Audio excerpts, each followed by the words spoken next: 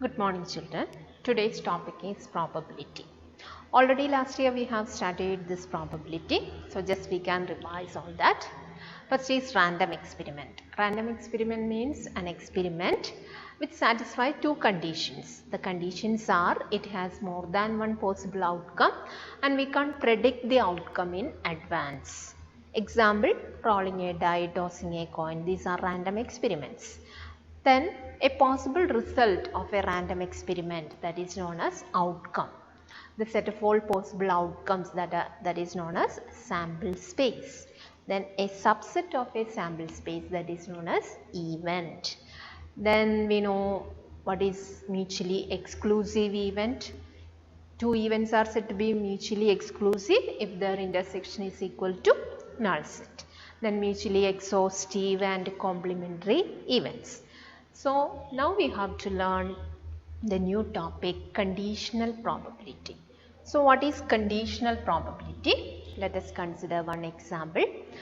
Consider a random experiment of tossing 3 coins.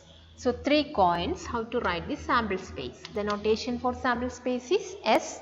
So sample space means set of all possible outcomes. So we are tossing 3 coins. So sample space H, total there are how many outcomes? 8 outcomes are there.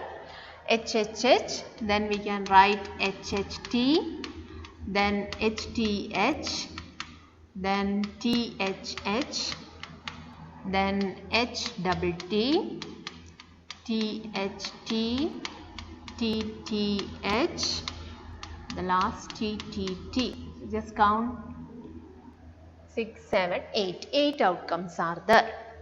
Now, E and F are two events. Events means it is a subset of the sample space.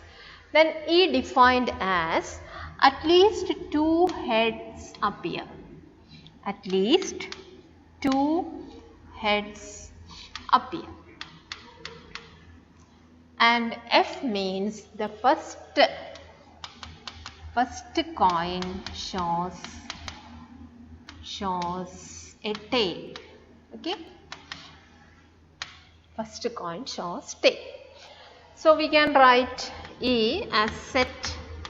It's a subset of the sample space. At least 2 heads appear means 2 or more. That's the meaning of at least. So 2 or more heads. So I can write 3 heads. Then HHT, HTH, then THH. So there are 4 outcomes. So what is the probability of E?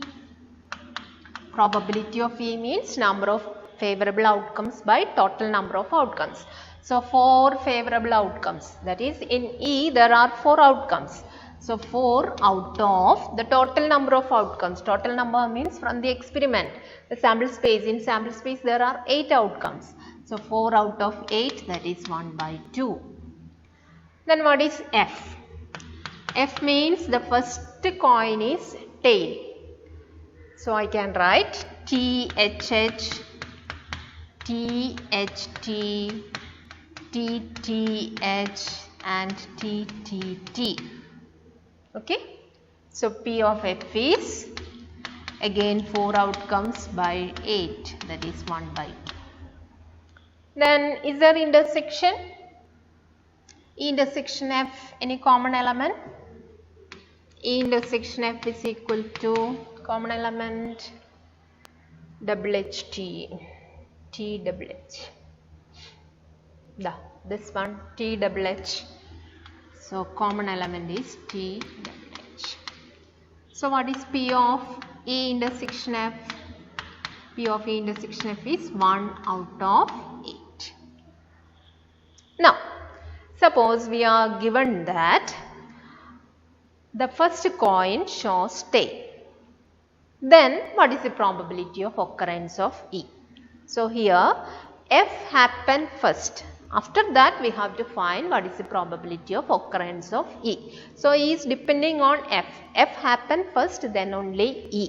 That is known as conditional probability. So if E and F are 2 events, then the probability of occurrence of E if f has occurred.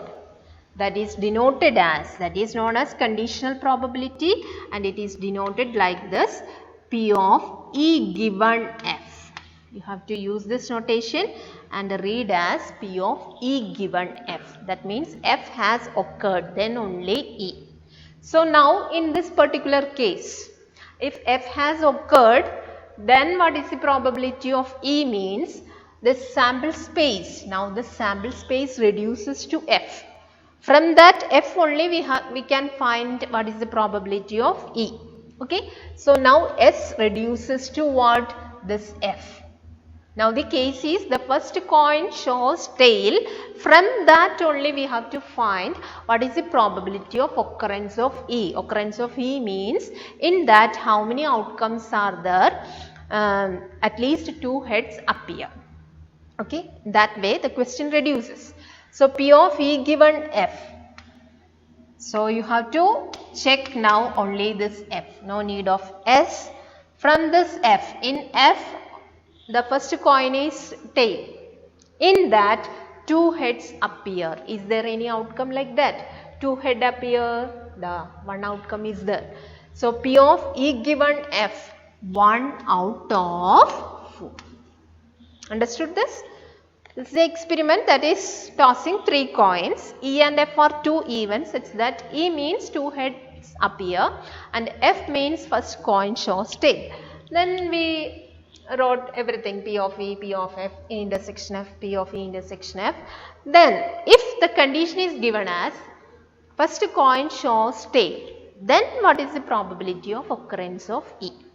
So that is not the direct probability, it is known as conditional probability, since we have to find the probability of occurrence of E given that F has occurred.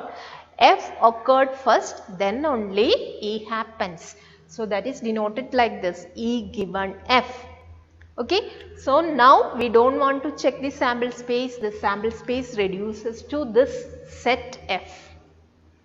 Then from that F you have to find the favorable outcome. Favorable outcome means this E. E means at least 2 heads appears. So from this set find how many outcomes satisfy this condition. 2 heads appears.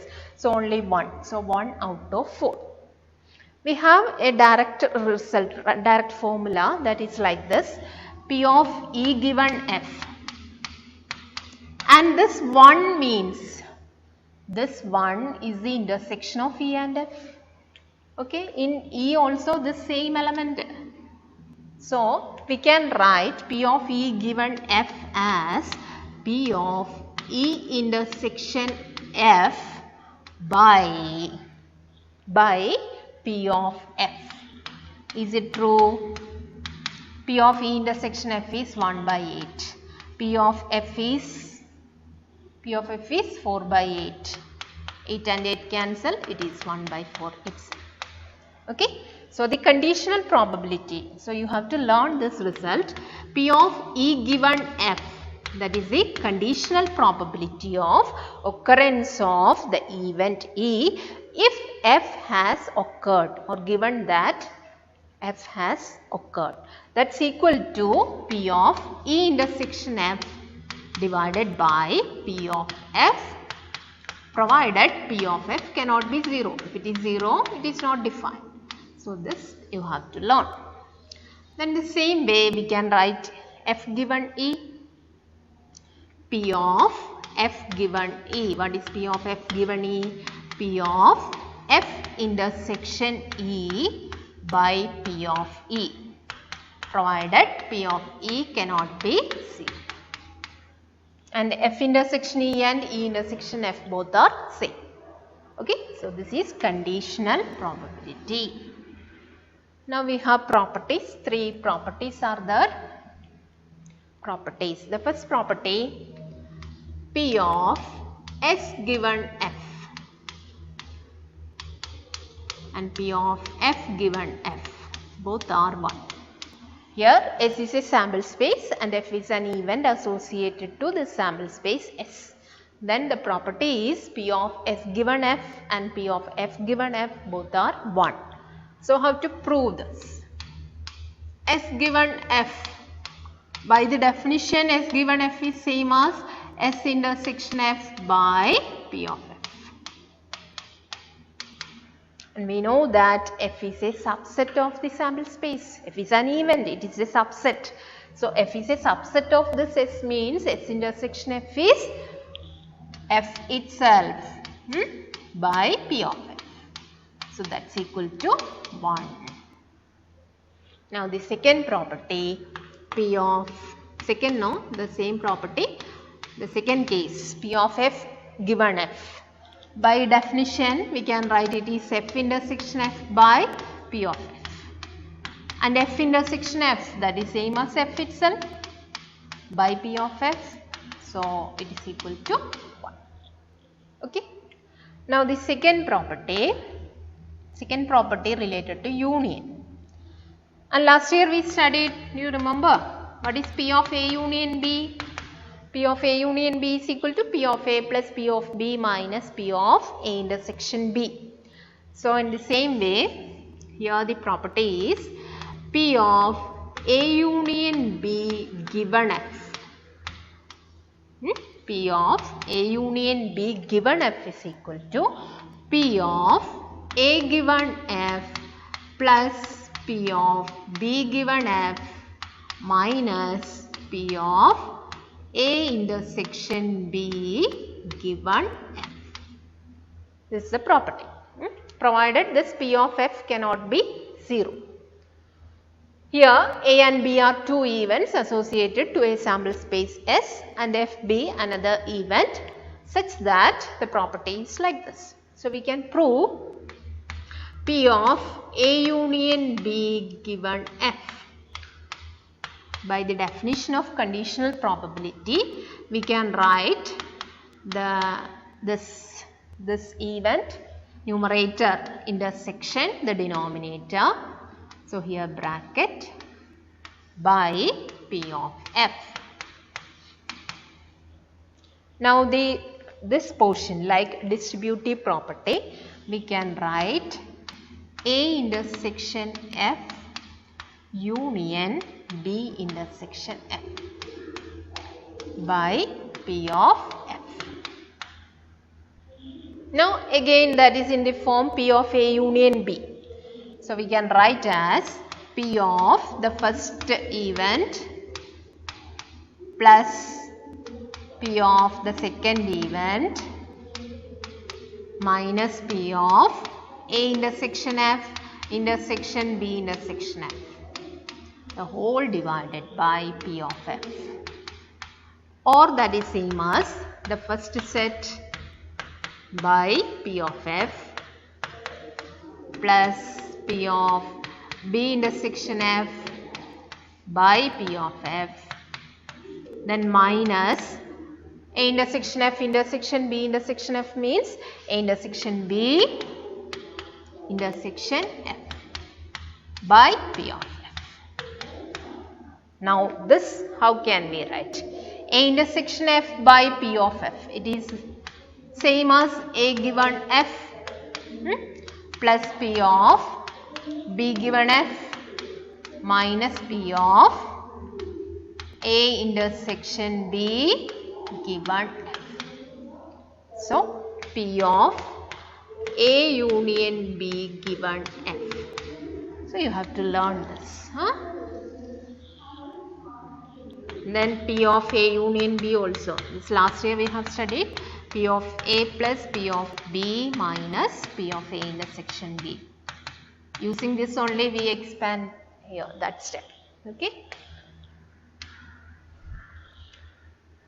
Now, one more property, that is P of E complement given F.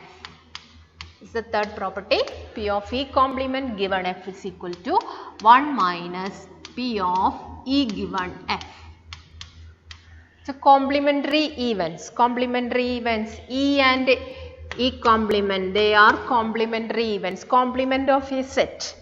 So, their intersection is equal to null set. Then E union, its complement is equal to sample space. These are results related to complementary events. So here if E and F are two events associated to a sample spaces, then P of E complement given F is equal to 1 minus P of E given F. The proof is, we know that P of S given F is equal to 1. This is the first property. And S is same as E union E complement. So which implies P of E union E complement given F is equal to 1. So that implies, so using the last property, second property, A union B given F is P of the first event, P of E given F plus P of E complement given F minus P of E intersection E complement given F. Okay. So which implies P of E given F plus P of E complement given F, and what is this one? E intersection E complement is null set. That set is null set, so probability we can say that it is 0. So what is the left side? P of I didn't write the right hand side, okay children. So I can write P of E given F plus P of E complement given F is equal to 1. Therefore, what is P of E complement given F? It is 1 minus P of E given F. Okay. This is the third property. Now, the last property, P of A union B given F is P of A given F plus P of B given F minus P of A intersection B given F. If A and B are disjoint, then this part will be 0. Okay. So you have to write only P of A given F plus P of B given F. So three properties and a definition. I hope all of you understood this.